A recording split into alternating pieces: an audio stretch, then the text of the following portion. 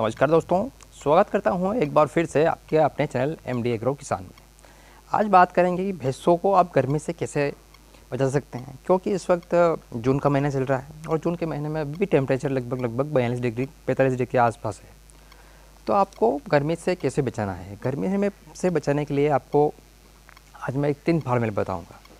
ये तीनों फार्मूले बहुत शानदार हैं, बहुत इफ़ेक्टिव है, क्योंकि इस वक्त गर्मी में अधिकतर किसान भाइयों, आपको भी मालूम होगा कि एक कहावत है पुरानी कि जिस किसान ने गर्मी में अगर दूध उत्पादन कम नहीं होने दिया तो वो साल भर भरपूर दूध उत्पादन ले सकता है। तो आज मैं आपको 3 फार्मूले बताऊंगा।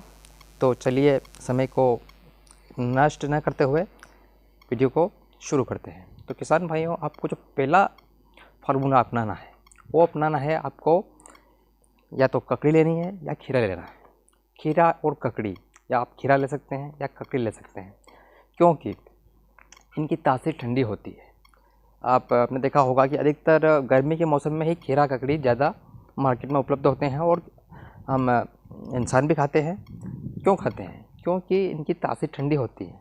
तो आप एक काम कर सकते हैं, अपने पशुओं को 200 ग्राम से 300 ग्राम प्रति पशु आप खीरा या ककड़ी दे सकते हैं। इससे होगा ये कि उनके जो शरीर में जो गर्मी है वो कम होगी। आप अपने छोटे बच्चे हैं, जैसे कि केड़ा है, केड़ी है, या जो भैंस के बच्चे हैं उसको भी दे सकते हैं, क्योंकि इन गर्मी में ये ज़्यादा इफ़ेक्टिव होते हैं। तो आप पहला काम ये कर सकते हैं। और आपको मालूम होगा किसान भाइयों कि इस वक्त खीरा ककड़ी का रेट कोई ज़्यादा नहीं है। आप 15 रुपये किलो या 10 रुपये किलो मार्केट में उपलब्ध है। तो आप अगर आधा किलो भी देते हैं तो आपको ये 10 रुपये में आप दे सकते हैं। तो आप अगर 10 दिन भी देते हैं तो आपको 100 रुपये में ये काम हो जाएगा, और आपको ये ज़्यादा दिन नहीं देना है।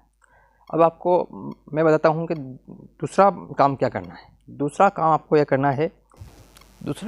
करना है किसान भाइयों कि आपको जौ का बाटा देना है। जैसे कि आप देख पा रहे होंगे मेरे हाथ में ये जौ का बाटा है। तो आप अगर जौ का बाटा लगातार रेगुलर देते हैं अपने पशुओं को, तो उससे होगा यह कि उनको गर्मी से राहत बिल्कुल रहेगी, 100% रहेगी। क्योंकि आपने देखा होगा कि जौ हमेशा ठंडी तासीर के लिए जाना जाता है। तो आप ये काम ज़रूर कर लें, जौ का बाटा, और उनको रेगुलर दें। साल भर दे सकते हैं, कोई दिक्कत नहीं है। उससे होगा ये कि पशु भी स्वस्थ रहेंगे और आपको गर्मी में भी इससे कोई परेशानी नहीं होगी। तो आप जौ का बाटा दे सकते हैं। और आपको मालूम होगा किसान भाइयों कि जौ हमेशा एक सात्विक अन्न के रूप में जाना जाता है, जिसका हवन आदि में भी प्रयोग होता है। तो आप जौ का बाटा दे सकते हैं, ये बहुत ही इफ़ेक्टिव है। तो आप ज़रूर यह काम कर लें।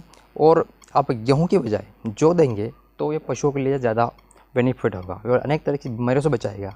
अगर आप और हम भी खाते हैं, इंसान भी खाते हैं, तो इससे निश्चित तौर से कहीं ना कहीं बहुत अच्छा बेनिफिट मिलता है। तो किसान भाइयों, अभी मैं आपको बताता हूँ कि तीसरा फार्मूला क्या है। तीसरा फार्मूला बहुत ही अच्छा और इफेक्टिव फार्मूला है। तो आपको इसके लिए करना यह होगा कि आपको जैसे ही आप अपने पशु का दूध निकालते हैं उससे 2 घंटे पहले आपको करना यह होगा कि आप ठंडा पानी लीजिए और अपने भैंसों को 2 घंटे पहले, दूध निकालने से 2 घंटे पहले उनको नहला लीजिए। आप अपने भैंसों को 2 घंटे पहले ठंडे पानी से बिल्कुल अच्छे बढ़िया नहला लीजिए। और आप फिर देखेंगे, आप शाम को जो भी टाइम होगा आपका, 5-6 बजे 7 बजे जो भी निकालते हैं दूध, उससे 2 घंटे पहले आपको नहला लीजिए और फिर आप दूध निकालिए। तो आप देखेंगे कि आप जो रोज़ अगर आपकी भैंस 3 लीटर दूध दे रही है, तो जिस दिन आप नहलाएंगे तो उसमें निश्चित तौर से 250 ग्राम से आधा लीटर की बढ़ोतरी होगी, 100% होगी। क्योंकि ये फार्मूला मैं अपना चुका हूँ, कई दिनों से मैंने ये फार्मूला अपनाया है और मैं रोज़ इसे अप्लाई करता हूँ। तो आप ये काम भी ज़रूर कर लें, क्योंकि ये बहुत ही ज़बरदस्त और इफ़ेक्टिव तरीका है। गर्मी में अगर आप पशुओं को तनाव मुक्त रखते हैं, तनाव मुक्त रखने का सबसे अच्छा और इफ़ेक्टिव तरीका यही है।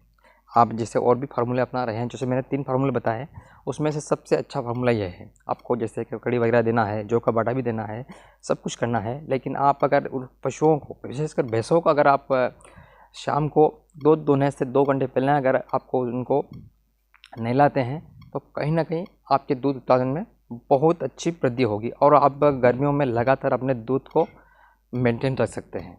तो आप ये तीनों काम कर लें। उम्मीद करता हूँ आज की जानकारी पसंद आई होगी। और किसान भाइयों, अगर आप चैनल पर पहली बार आए हैं तो चैनल को सब्सक्राइब ज़रूर करें, क्योंकि मैं आप खेती और जानवरों से जुड़ी जानकारी इस चैनल पर लाता रहता हूँ।